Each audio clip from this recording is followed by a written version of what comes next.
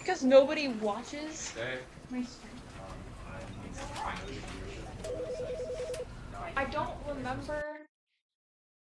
Let's make sure that the volume is up though. Is the volume up? You have a remote. Is the volume up, Master?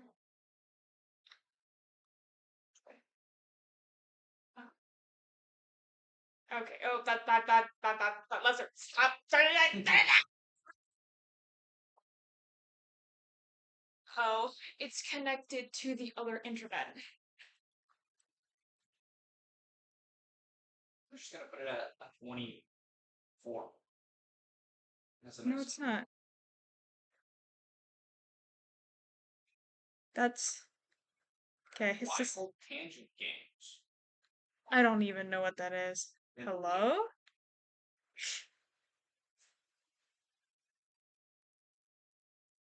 Maybe it's just gonna take a while. Because of course it is.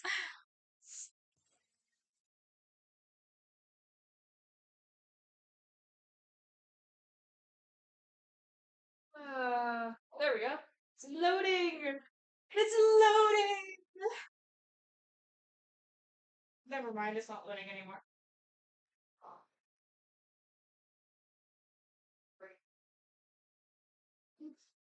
Let's see. Lésselo!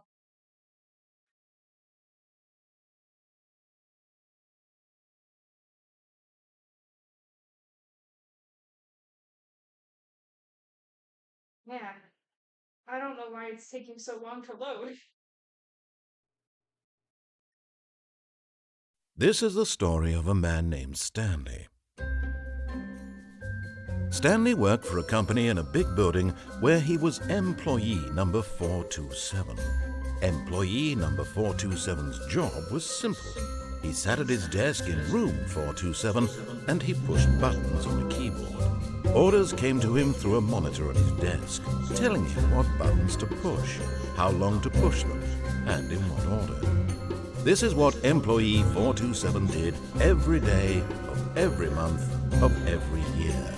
And although others might have considered it soul-winning, Stanley relished every moment that the orders came in, as though he had been made exactly for this job. And Stanley was happy.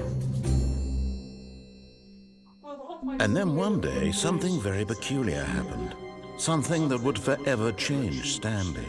Something he would never quite forget. He had been at his desk for nearly an hour. Just the audio, maybe you can make him louder. No.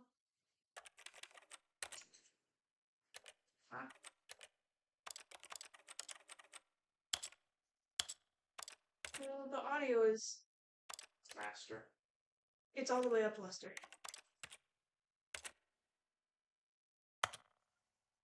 Should I put captions or subtitles only? Subtitles. I don't know what subtitles means. We'll just put full captions for now.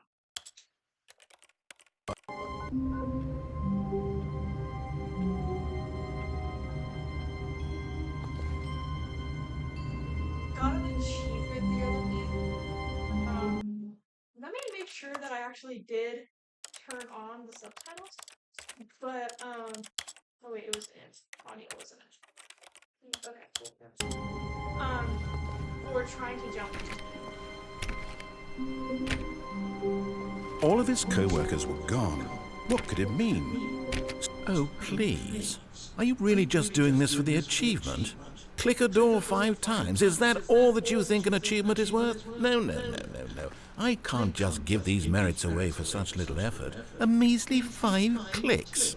Now suppose you were to click the door 20 times. I would say that's the kind of effort that warrants recognition. I have to say, I'm still not feeling the satisfaction of witnessing true effort for a noble cause. Perhaps 50 clicks will do it. Yes, almost certainly 50 clicks. I don't know how many times I've clicked. No, I'm still not feeling it. I want this achievement to have meant something. It has to be a true reward for valiant effort. I want to see some hustle, Stanley. I want to see commitment, a willingness to go all the way, no matter what the cost. Why don't you go put 20 clicks into door number 417? This is 437. Where's 417? That's why I have to go and play the game for sure.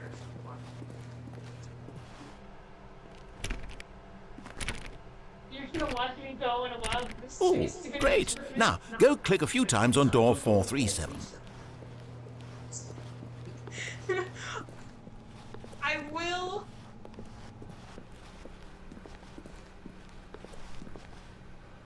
Not. 437. Oh, right in my face. Excellent. I think we're getting somewhere. Now, door 415. Let's give it 10 clicks or so.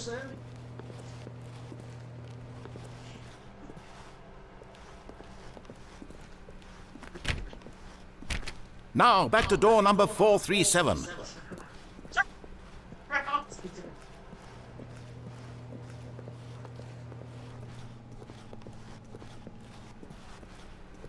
Let's see. How about you click on, well, I don't know, the copy machine. Where's the copy machine? Is this the copy machine? All right, back to room 417. I'm really feeling it now. I think we're getting somewhere. The whole point of this achievement is just to kind of send you on a wild. Okay, now go climb on employee 419's desk. Was that why you could climb on the desk? Yes! This is great! You're putting it all on the line, Stanley. I like that. All right, let's keep it up. Go give me a few clicks on door 416. We've almost got it! Now the copy machine, do that one again! Oh, I gotta go all the way back? I could have gotten an ending now, by the way. Finish it off, Stanley! 5 clicks on door 430! Where's that?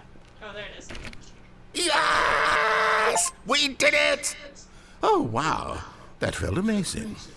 Oh, you really earned it, Stanley. Nothing could hold you back. Yes, I'm very proud of how far we've come today. Just think, only a few minutes ago, you believed an achievement was worth 5 little clicks. Really now, what were you thinking? Okay, on with the actual story now. Except for there is an ending that I want to try. When Stanley came to a set of 2 open doors, he entered the door. This was not the correct way to the meeting room, and Stanley knew it perfectly well. Perhaps he wanted to stop by the employee lounge first, just to admire it. Ah, yes, truly a room worth admiring. It had really been worth the detour after all, just to spend a few moments here in this immaculate, beautifully constructed room. Stanley simply stood here, drinking it all in. But eager to get back to business, Stanley took the first open door on his left. Stanley was so bad at following directions, it's incredible he wasn't fired years ago.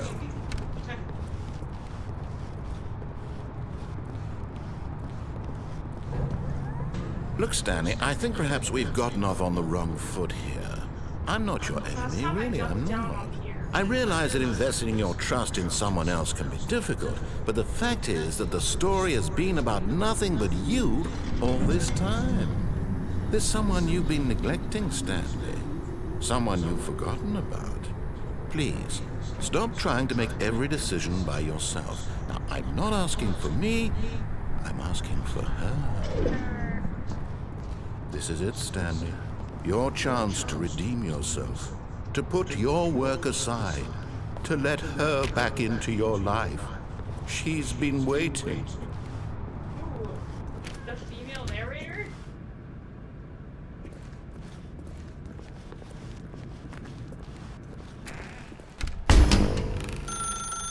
That's her, Stanley. You need to be the one to do this, to reach out to her. If you can truly place your faith in another, then pick up the phone.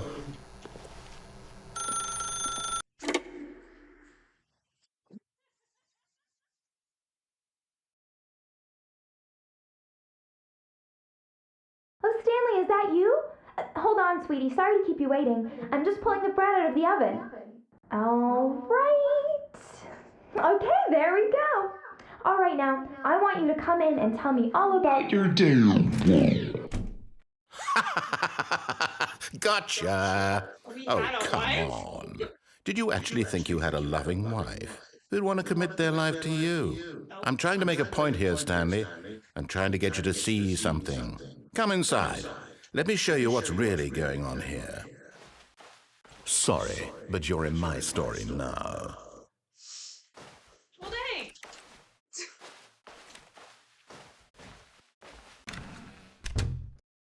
This is a very sad story about the death of a man named Stanley. Stanley is quite a boring fellow. He has a job that demands nothing of him, and every button that he pushes is a reminder of the inconsequential nature of his existence. Look at him there, pushing buttons, doing exactly what he's told to do. Now he's pushing a button. Now he's eating lunch. Now he's going home. Now he's coming back to work. One might even feel sorry for him, except that he's chosen this life. But in his mind, he can go on fantastic adventures. From behind his desk, Stanley dreamed of wild expeditions into the unknown, fantastic discoveries of new lands. It was wonderful. And each day that he returned to work was a reminder that none of it would ever happen to him. See, he doesn't know anything. And so he began to fantasize about his own job. First, he imagined that one day while at work, he stepped up from his desk to realize that all of his co-workers, his boss, everyone in the building had suddenly vanished off the face of the earth. The thought excited him terribly. Spend time with the boys. So he went further. He imagined that he came to two open doors and that he could go through either. At last, choice. It barely even mattered what lay behind each door. The mere thought that his decisions would mean something was almost too wonderful to behold. As he wandered through this fantasy world, he began to fill it with many possible paths and destinations. Down one path lay an enormous round room with monitors and mind controls. And down another was a yellow line that weaved in many directions. And down another was a game with a baby. And he called it the Stanley Parable. It was such a wonderful fantasy, and so in his head he relived it again, and then again, and again, over and over, wishing beyond hope that it would never end, that he might always feel this free. Surely there's an answer down some new path, mustn't there be? Perhaps if he played just one more time. But there is no answer. How could there possibly be? In reality, all he's doing is pushing the same buttons he always has. Nothing has changed. The longer he spends here, the more invested he gets, the more he forgets which life is the real one. And I'm trying to tell him this, that in this world he can never be anything but an observer, that as long as he remains here, he's slowly killing himself. But he won't listen to me. He won't stop. Here, watch this. Stanley, the next time the screen asks you to push a button, do not do it.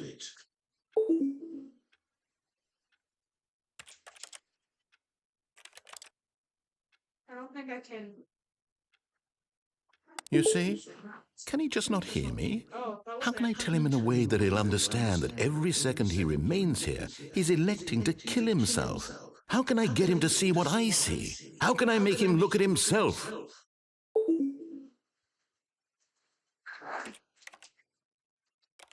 You just don't press it down. I have been trying that. There's like a whole thing with the mind control. So I don't think I can actually go against it. Come on. Which I went over that ending last time I played, but I showed you. It's basically if you just follow I everything. suppose I can't. Not in the way I want him to. But I don't make the rules. I simply play to my intended purpose, the same as Stanley. We're not so different, I suppose. I'll try once more to convey all this to him. I'm compelled to. I must. Perhaps, well, maybe this time he'll see. Maybe this time. And I tried again, and Stanley pushed a button. And I tried again, and Stanley pushed a button. And I tried.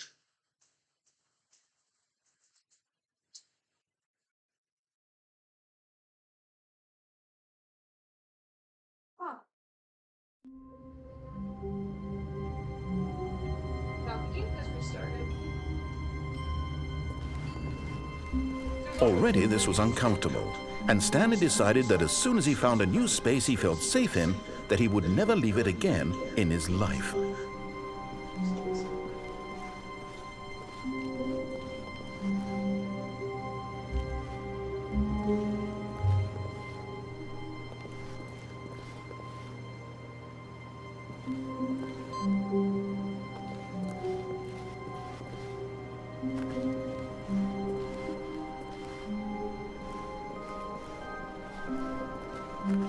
When Stanley came to a set of 2 open doors, he entered the door on his left.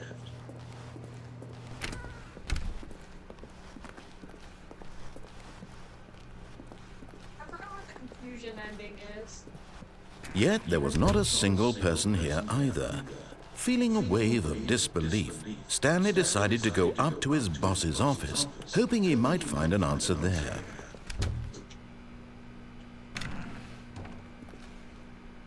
Yeah, there's supposed to be 2 in there. I know there's like a. Oh, you want to get the broom fall? Coming to a staircase, Stanley walked upstairs to his boss's office.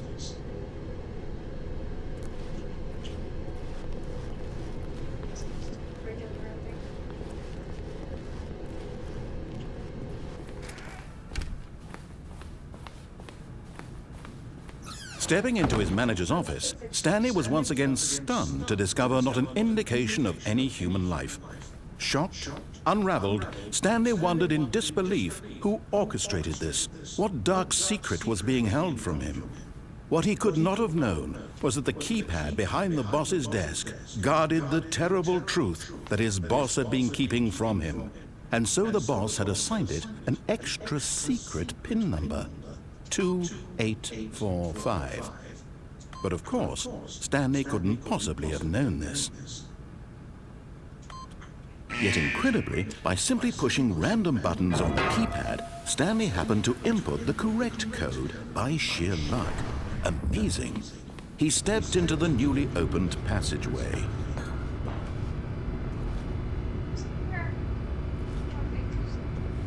This is just the way to the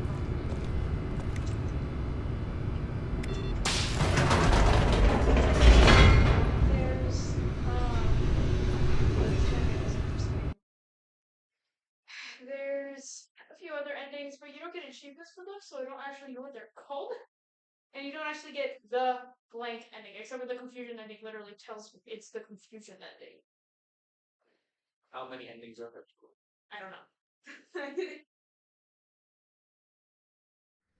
Descending deeper into the building, Stanley realized he felt a bit peculiar. It was a stirring of emotion in his chest, as though he felt more free to think for himself, to question the nature of his job. Why did he feel this now, when for years it had never occurred to him? This question would not go unanswered for long.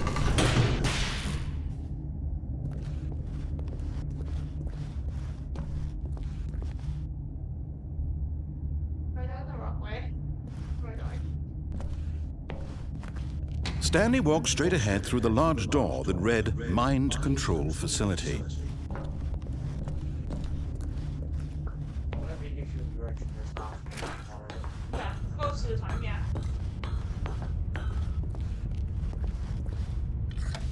The lights rose on an enormous room packed with television screens. What horrible secret did this place hold? Stanley thought to himself. Did he have the strength to find out? No, it's a big building called the Mind Control Facility. You can't. This is the only one that you can't. It just kind of traps him into the ending. Now the monitors jumped to life, their true nature revealed. Each bore the number of an employee in the building, Stanley's co-workers. The lives of so many individuals reduced to images on a screen, and Stanley, one of them, eternally monitored in this place where freedom meant nothing.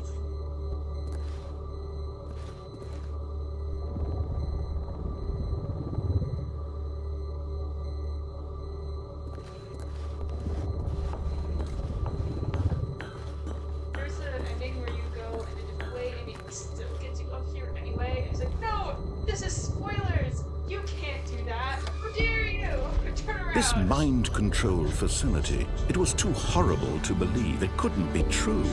Had Stanley really been under someone's control all this time? Was this the only reason he was happy with his boring job? That his emotions had been manipulated to accept it blindly?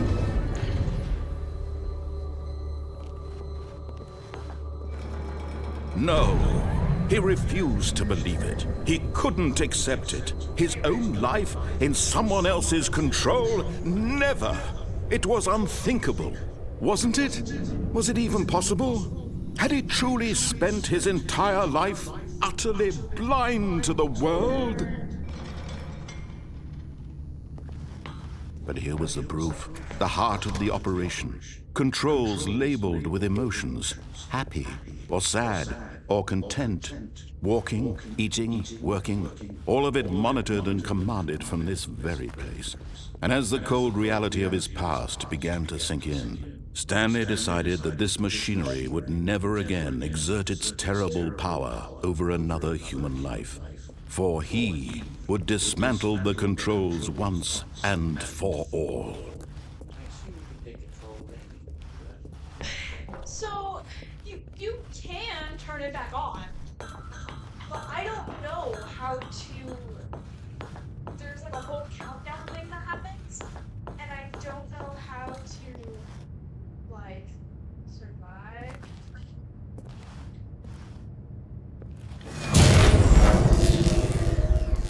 This is the, like, true ending, I guess. If you follow everything he says.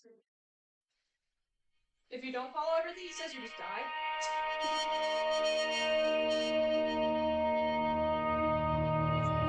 Blackness and a rising chill of uncertainty. Was it over? Yes! He had won! He had defeated the machine! Unshackled himself from someone else's command. Freedom was mere moments away. And yet, even as the immense door slowly opened, Stanley reflected on how many puzzles still lay unsolved. Where had his co-workers gone? How had he been freed from the machine's grasp? What other mysteries did this strange building hold? But as sunlight streamed into the chamber, he realized none of this mattered to him. Well, in the settings, it's kind of the same. For it was not knowledge or even power that he had been seeking, but happiness. Perhaps his goal had not been to understand, but to let go. No longer would anyone tell him where to go, what to do, or how to feel. Whatever life he lives, it will be his. And that was all he needed to know. It was perhaps the only thing worth knowing.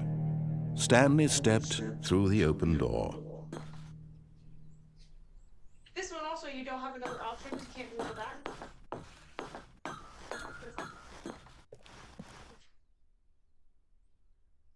There's nowhere else to go. There's very few where you're locked into a Stanley felt the cool breeze upon his skin, the feeling of liberation, the immense possibility of the new path before him. This was exactly the way, right now, that things were meant to happen. And Stanley was happy.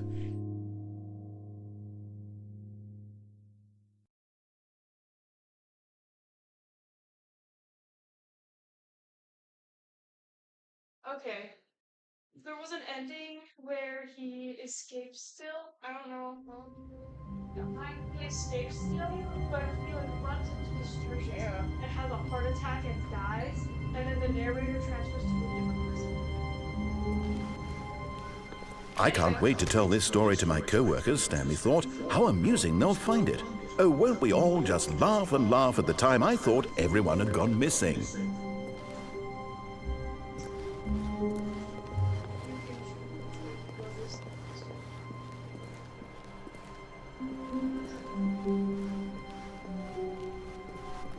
When Stanley came to a set of 2 open doors, he entered the door on his left.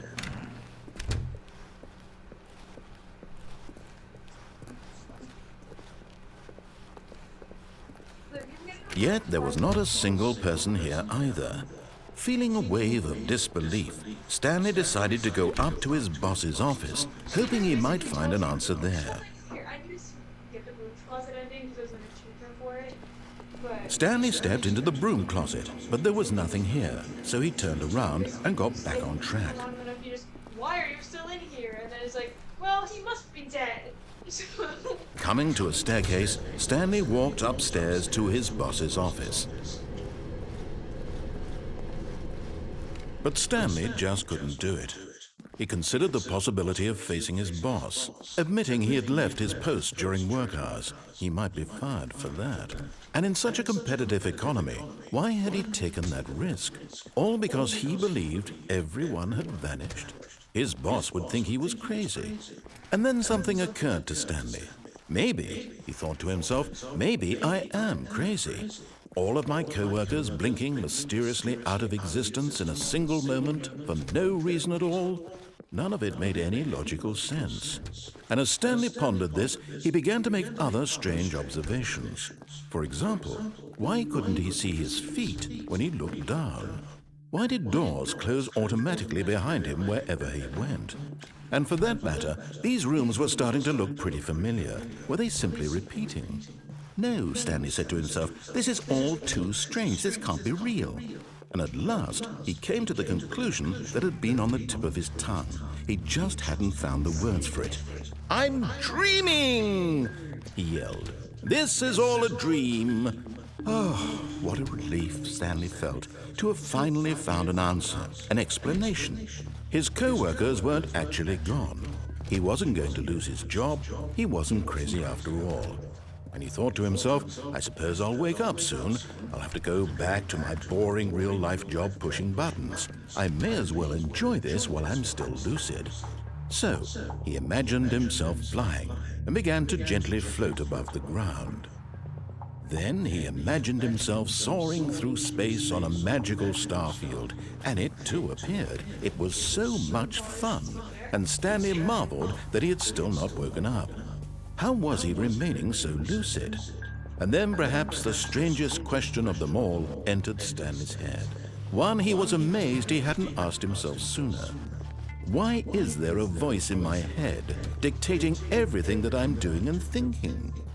Now the voice was describing itself being considered by Stanley, who found it particularly strange.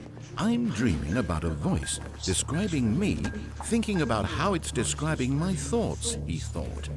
And while he thought it all very odd and wondered if this voice spoke to all people in their dreams, the truth was that, of course, this was not a dream. How could it be? Was Stanley simply deceiving himself, believing that if he's asleep, he doesn't have to take responsibility for himself? Stanley is as awake right now as he's ever been in his life. Now, hearing the voice speak these words was quite a shock to Stanley. After all, he knew for certain, beyond a doubt, that this was in fact a dream. Did the voice not see him float and make the magical stars just a moment ago? How else would the voice explain all that? This voice was a part of himself too, surely, if he could just